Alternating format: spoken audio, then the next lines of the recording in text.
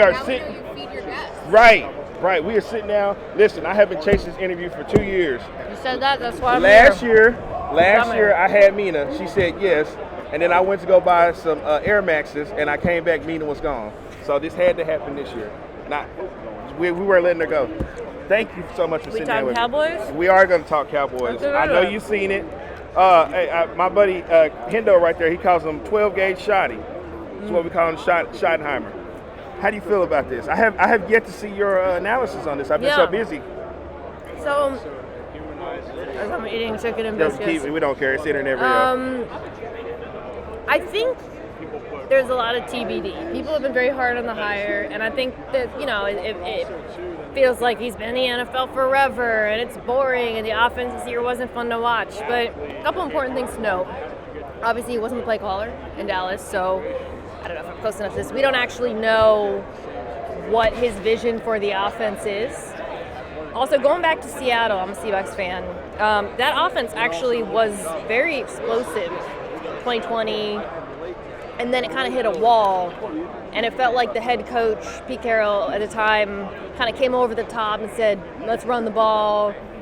So I felt like Schottenheimer in Seattle was a little bit caught between the quarterback and the coach. So this is an opportunity for him to say, this is who I am as a play caller in 2025. I'm interested in seeing it. I thought it was really interesting that at his press conference, he was very detailed about some of the modern offensive concepts that he likes. So I am trying to be cautiously optimistic that we might see something a little bit different from him, because I do think people have been very hard on the hire.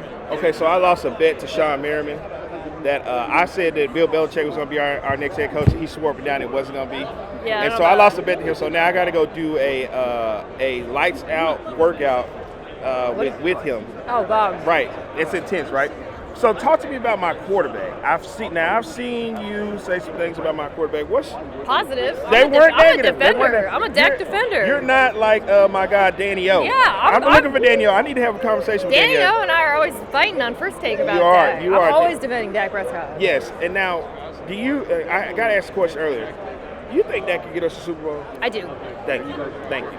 Obviously, he has to be better in big moments, postseason. But you could say that about so many quarterbacks. I think he gets an unfair amount of criticism when Lamar Jackson's the greatest regular season quarterback you've ever seen, right? I mean, Josh Allen didn't have a great postseason. If we're being real, and he was amazing this year. And I just feel like something about Dak, he gets labeled 31 teams don't win the Super Bowl.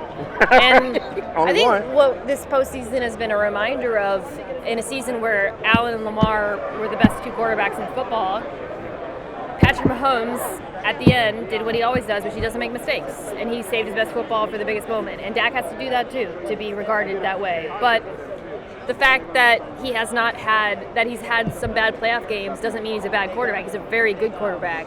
He's also a quarterback who I think has been playing in difficult circumstances.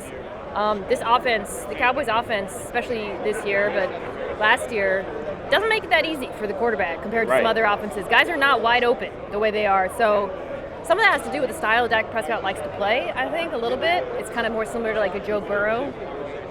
But I do think he, with more talent around him, could definitely make a deep postseason run. I got one more Cowboy question to ask you. Okay. It's about my owner, Jerry Jones. How do you feel about my guy, Jerry? I love me some Jerry Jones. How do you feel about it? Yeah. I don't know why we have to hear from him. Just remember, he is going to watch this. He watches everything Dallas Cowboys. Anytime he sees Dallas Cowboys come across his desk, he watches. He seems like a good owner insofar as I don't think he doesn't seem terribly meddlesome the way, and seems liked by players and whatnot. I don't know why we have to hear from him so often. Can I say that? It seems a little bit unnecessary, so that would probably be my biggest we're the highest billed team, in sports. He's not the coach. I don't need to hear from we're not the coach, but we want to make sure everything is ran to a certain extent, to a T and everything like that. You don't buy that at all? I'm just saying I don't think he's you don't want to hear from him after a game? Not that much, yeah. Okay. Just seems a little extra. You want to hear from the coach. You don't want to go see the Jerry Jones interview after. But you got to understand, as much as people hate it, they tune in to see that. I don't.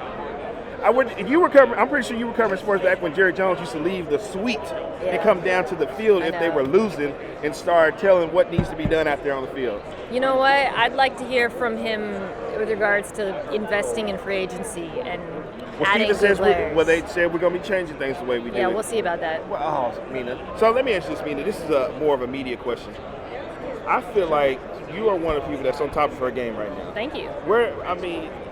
You're the sports genius Not of true, you. Where does it come from?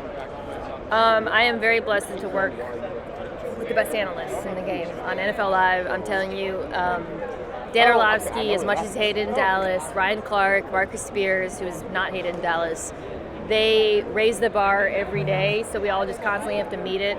On our show, I know you guys watch First Take, and we argue about the Cowboys, and Dan's hard on them, but if you watch NFL Live, too, it's really about asking like why and how, and I think really delving into the X's and O's in a way that makes the show special. So I'm just very lucky to be around them. First Take, do you feel like Molly gets a lot of unfair criticism? Yeah, she's great. That's not an easy job, and she's extremely good at it. Right. It's not something Mina Counts can do? Hell no. One last thing. Can you imagine? Yeah. Do you even get mad or yell? Do you throw stuff or anything? You seem like you're so nice every time. My approach on First Take is, even if I'm really disagreeing, to talk in a really calm tone, and then my words can be mean or angry, but if you keep my tone really calm, that's kind of my approach. Well, I know you're I'm not gonna say new mom. He's 16 months. Yeah, okay. Well, we can still say new mom. So how do you think that's gonna work when parenting? I'm just gonna keep my calm. Not well. No, probably. It's not. I can tell you that firsthand. As a guy who's got a daughter, it's not gonna work. Yeah. But yes, I do figure that you are a very, very chilling man. I was like, does she even get mad? Did you even get mad or throw things? I feel like you have a. Ask me again when now he's not 16-month-old, when he starts throwing food and saying no, maybe I'll get mad then. Okay, I know you got to get back to what you're doing. Thank you. I'm glad we finally connected. Thank you for the chicken too. Well, you can take this with you. I might take a little.